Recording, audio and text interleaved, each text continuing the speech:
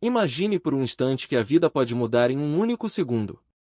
Foi exatamente isso que aconteceu com Sarpali, um homem nascido em uma família indo-ortodoxa, onde a fé e as tradições moldavam cada passo.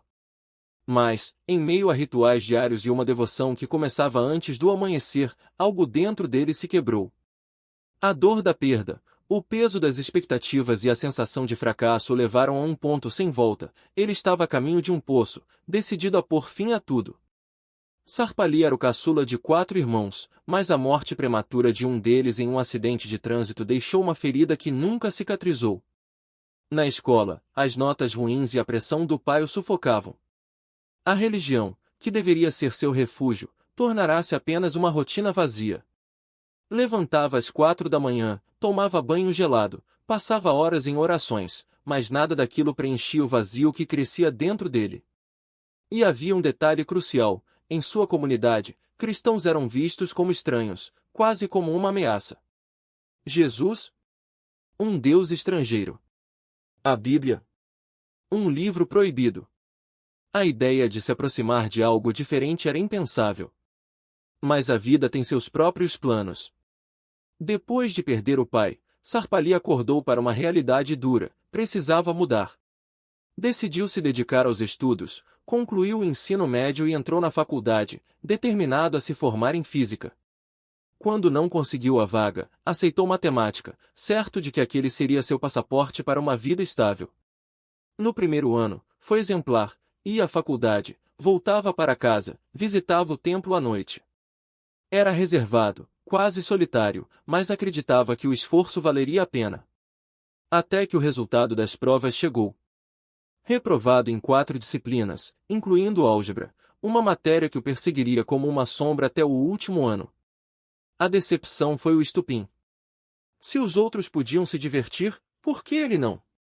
Começou a se misturar com colegas problemáticos, entrou em um grupo que vivia à margem das regras. Fumar, beber, usar drogas, tudo isso se tornou parte de sua rotina. Em pouco tempo, virou uma figura temida no campus. Professores o evitavam, colegas o respeitavam por medo. Ele e sua turma impunham respeito com violência, enquanto ele, ironicamente, continuava frequentando o templo com a mesma devoção de antes. Mas a álgebra não o deixava em paz. Tentou 6 vezes passar na matéria, e em todas elas foi reprovado. Os professores não entendiam, alunos que copiavam tiravam notas altas, enquanto ele, que estudava até de madrugada, mal conseguia pontuar. A frustração se misturava à culpa e ao vício. Seu corpo já dava sinais de colapso. Tossia sangue, mal conseguia segurar um copo d'água. A morte parecia uma questão de tempo. Foi então que, em um dia escaldante de verão, ele se viu diante de uma escolha. Cansado de perguntas sem resposta, decidiu que não valia mais a pena continuar. O poço atrás de sua casa seria seu fim. Mas, no momento em que se preparava para pular, uma voz ecoou em sua mente: você precisa encarar a realidade. Ele olhou ao redor, mas não havia ninguém. Aquelas palavras, porém, o fizeram hesitar. E se houvesse algo além daquela dor? E se a vida ainda tivesse um propósito que ele não conseguia enxergar? Mas a verdade é que cada página daquele livro parecia falar diretamente ao meu coração.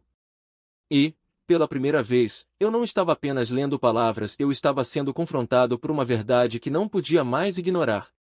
Aquela voz que me deteve à beira do poço não era um acaso. Era um chamado. E agora, diante das Escrituras, eu entendia por quê.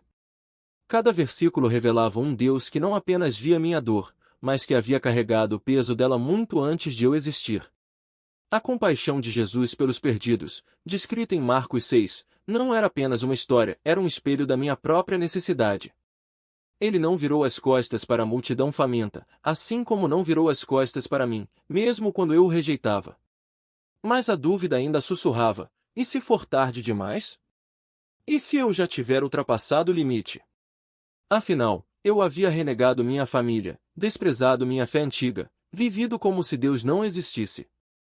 Como poderia ele me aceitar agora? Foi então que encontrei em Lucas 15 a parábola do filho pródigo, aquele que desperdiçou tudo, voltou para casa sujo e quebrado, e mesmo assim foi recebido com um abraço. Não por merecimento, mas por amor. E ali, entre as páginas, eu chorei.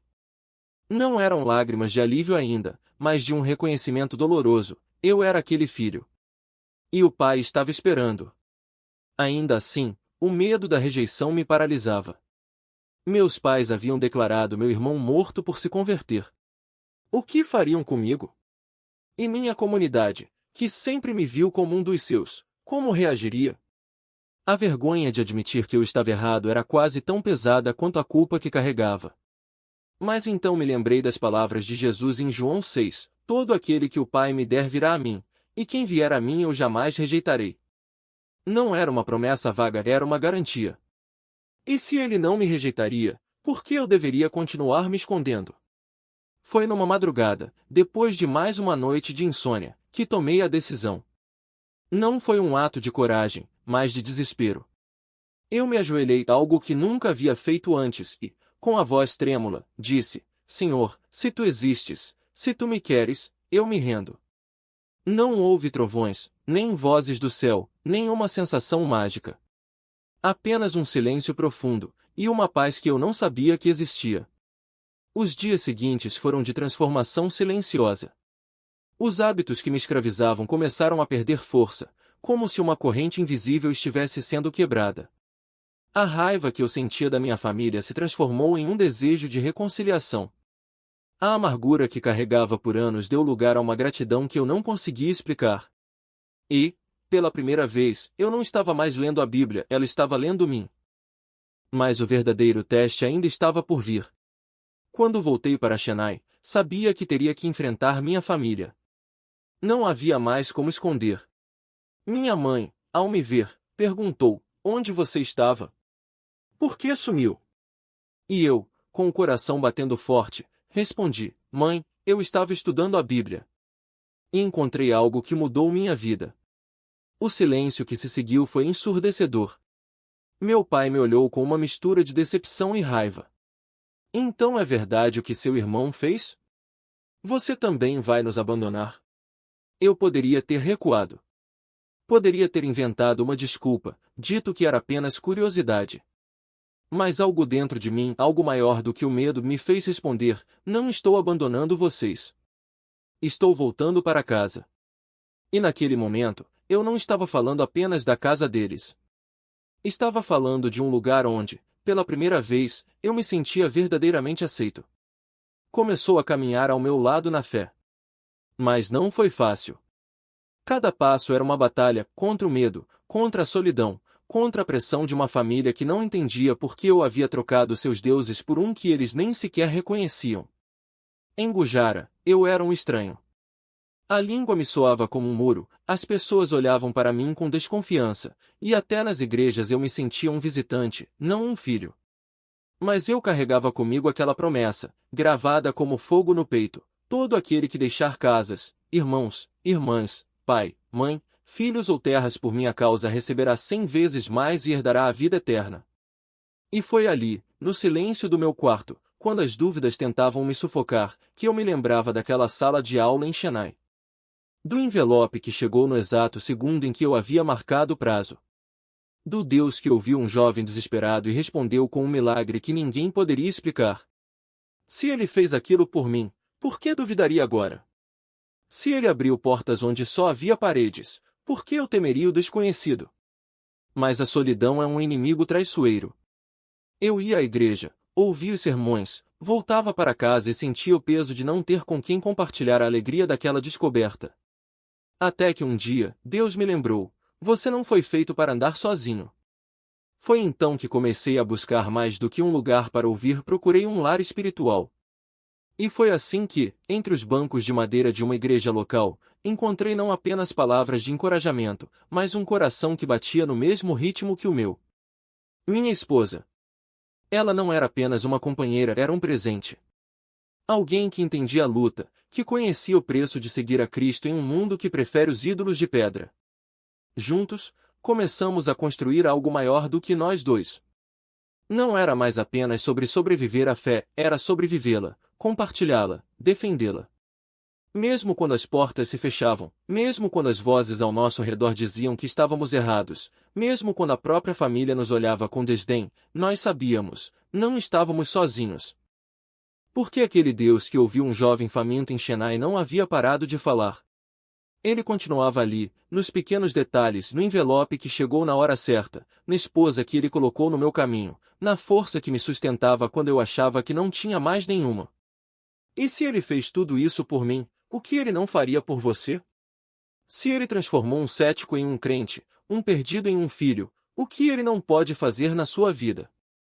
A pergunta não é se ele é capaz. A pergunta é: você está disposto a colocar Deus à prova? Não com um desafio vazio, mas com um coração aberto. Porque ele não falha. Ele não se atrasa. E quando você menos espera, ele responde não com um sinal qualquer, mas com um milagre que só pode vir dele. Trabalhando naquele banco estatal, o Banco do Estado da Índia, quando minha esposa estava grávida de 7 meses. Em casa, sozinha, ela caiu. Eu estava a quase 20 quilômetros de distância, em outro local de trabalho. Naquela época, não tínhamos carro próprio, dependíamos de transporte particular, e celulares ainda não existiam. Quando finalmente consegui atender ao telefone, ela disse, com a voz trêmula: eu caí, estou sangrando, não para. Corri para casa, a levantei nos braços e a levei ao hospital. Uma médica nos atendeu e, depois de examiná-la, me chamou em particular. Com um tom sério, ela disse: o bebê está em risco. Precisamos interromper a gestação. Fiquei ali, sozinho na sala, e o único pensamento que me veio foi: Deus, o Senhor sempre dá o melhor aos seus filhos. O Senhor não tira, só acrescenta. Desde o Éden, o Senhor providenciou tudo antes mesmo de criar Adão. Então, se o Senhor me deu essa criança, não vai tirá-la agora. A médica percebeu minha hesitação e sugeriu novos exames. Já era quase 10 da noite quando conseguimos fazer um ultrassom. O médico demorou quase 1 hora para analisar e, por fim, concluiu: os bebês estão vivos, mas a posição mudou. Ela precisará de uma cesariana. Naquele momento, não hesitei. Agradeci a Deus ali mesmo. Ele tinha ouvido minha oração. Levei minha esposa para casa e pedi que jejuasse por 3 dias, confiando que Deus faria o impossível. Ela obedeceu, mesmo trabalhando, e no tempo certo deu à luz uma menina em casa, sem médicos, sem enfermeiras. A mesma médica que havia recomendado a cirurgia ficou sem palavras. Era um milagre. Mas a história não parou por aí. Quando nossa filha cresceu, enfrentou uma série de problemas de saúde, alergias, febres constantes, erupções na pele que deformavam seu corpo. Corremos de médico em médico, de remédio em remédio, sem resultado. Até que, certa noite, depois de um dia de evangelismo, voltei para casa e encontrei minha esposa desesperada. Eram quase 11 horas. Ela está muito mal, a pressão está alta, a febre não baixa. Precisamos levá-la a um especialista. O problema era que o hospital mais próximo com médicos qualificados ficava a mais de 300 quilômetros de distância. Naquele momento, só havia uma coisa a fazer. Subimos ao terraço, ajoelhamos e clamamos a Deus. Senhor, o Senhor nos deu essa criança. Se for da sua vontade, leve-a. Mas se não for, Kiurá, prometemos que, a partir de hoje, não a levaremos mais a nenhum médico. Enquanto orávamos, ouvi uma voz clara: por que choras? Estou contigo. Imediatamente, parei de orar e disse à minha esposa: Deus já agiu. Ele está aqui. Naquela mesma noite, nossa filha dormiu em paz. Pela manhã, estava completamente curada. Nunca mais teve aquela doença. Anos depois, ela se casou e se tornou mãe. Outro milagre. Mas os sinais de Deus não pararam por aí. Em 2001, um terremoto devastou Gujará, no dia 26 de janeiro, feriado nacional. Eu coordenava uma organização missionária e, naquela manhã, estava em casa orando com minha esposa, que também servia ao Senhor em traduções da Bíblia e programas de rádio. De repente, o chão começou a tremer violentamente. Não conseguíamos ficar de pé eu, minha esposa, nossos 2 filhos e uma ajudante doméstica. Tudo balançava como se estivéssemos em um barco em meio a uma tempestade. Nos ajoelhamos no sofá e clamamos: Senhor, se for da sua vontade, leve-nos juntos. No mesmo instante, a porta da casa se fechou sozinha. Quando o tremor parou, abrimos a porta e o que vimos parecia um pesadelo. O céu estava escuro como a noite, embora fossem quase 9 da manhã. Pessoas corriam ensanguentadas, gritos ecoavam por toda a parte. Em nossa região, 440 crianças morreram soterradas durante um desfile cívico. Milhares foram enterrados vivos. Mas Deus nos preservou. Em outro lugar, um grupo de delegados estrangeiros estava no primeiro andar de um hotel tomando café da manhã. O prédio desabou, restando apenas o andar onde eles estavam. Todos saíram ilesos.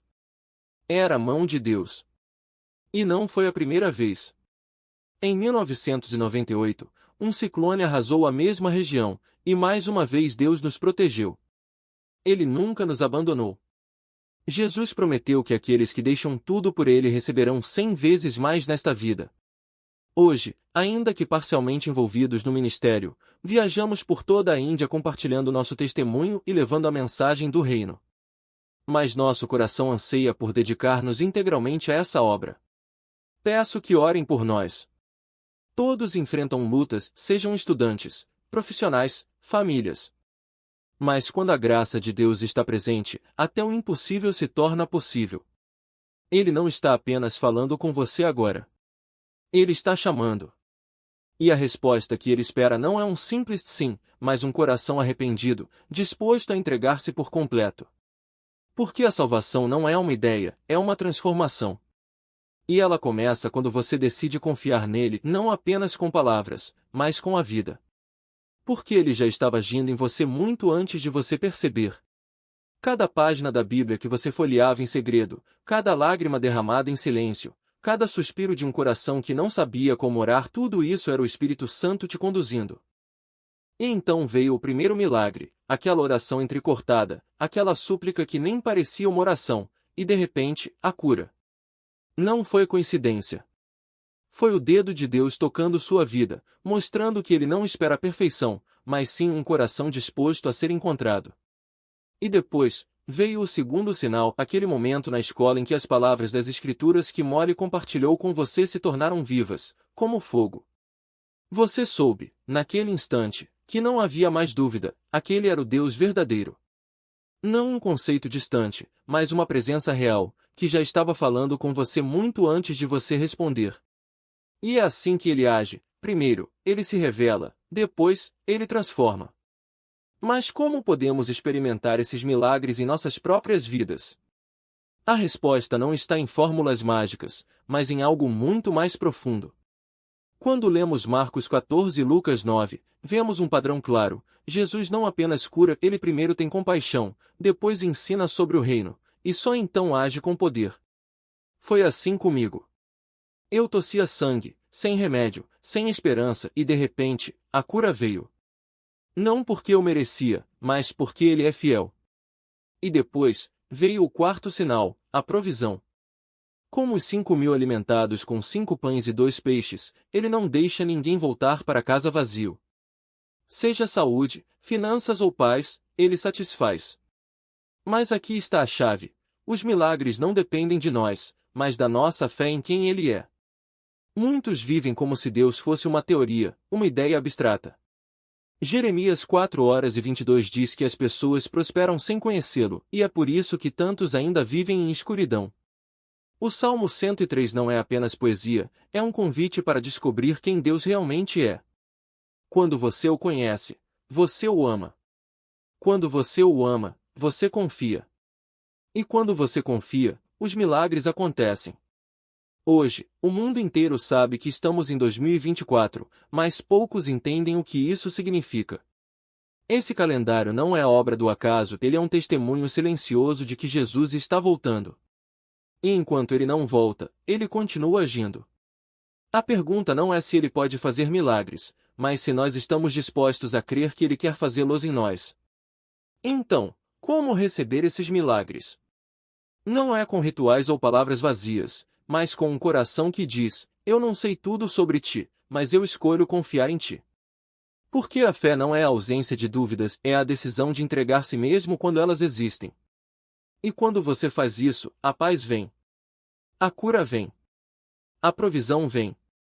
Porque Deus não é um conceito, Ele é uma pessoa. E Ele está esperando por você.